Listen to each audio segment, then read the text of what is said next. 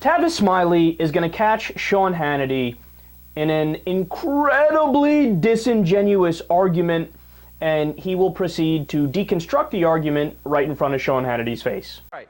Here's his approval rate. Let me run through the numbers quick. 37%, lowest since he's been in office. Democrats have now lost their lead congressional ballot. Only 17% of Americans think we're headed in the right direction. We've got Obamacare, the website disaster, costing taxpayers $634 million failed dollars. A lot of reasons to be unhappy with the president. What's your reaction? I hear your argument. It's plausible but not persuasive. Put another way, it's creative but not convincing, in part because the only numbers you've shown are the president's numbers. You know full well from the same data that I look at that the numbers for Republicans as a party are worse. The numbers for John Boehner are worse as a leader. The numbers for Congress are even worse. So if you tell the whole story, what the American people are saying is that our government is dysfunctional and everybody's numbers are low. The president's numbers are still higher than the Republicans or Mr. Boehner. Well, hang on a second, because the Republicans now have a generic ballot lead, which they hadn't had before, and they have a lead now among independents, about 18%. So they picked up significant ground. But that last part, by the way, I kept that in there on purpose. Why? Because that's total nonsense. That's awesome.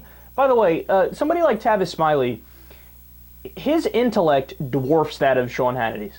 Like, Tavis Smiley runs circles around Sean Hannity's ass. And I guarantee you, when he heard the question posed by Hannity, he was licking his chops. And to be honest, it's kind of offensive, the argument that Hannity poses. Why? Because it presupposes that Tavis Smiley did not read all of the recent polls.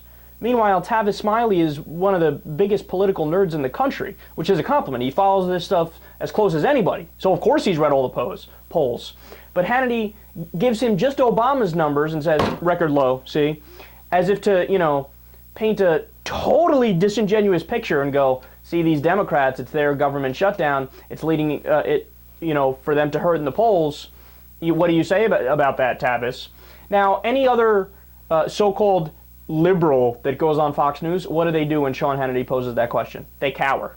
Or they immediately try to just simply defend Obama, right? Like, no, Sean, Obama did the lowest numbers, but it's not that low because 37's not that low.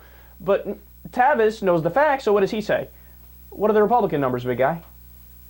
Where are those? Now, let me actually give you those numbers because I have them. Gallup Poll approval rating of Republicans, 28%.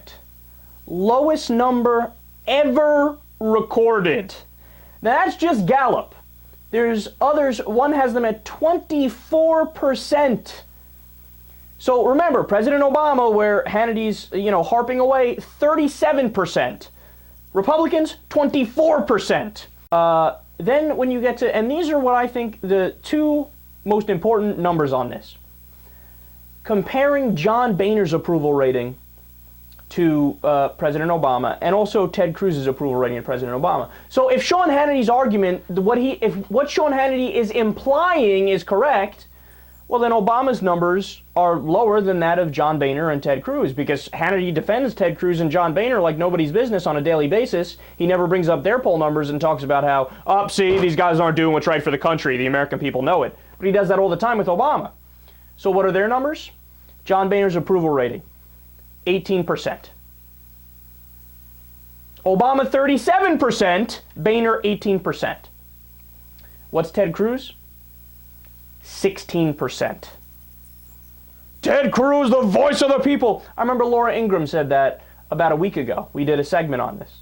Well, she goes, people are sitting there and they're going, Ted Cruz is the voice of us. He's the only one fighting for what we actually believe in. Yeah! Really, Laura?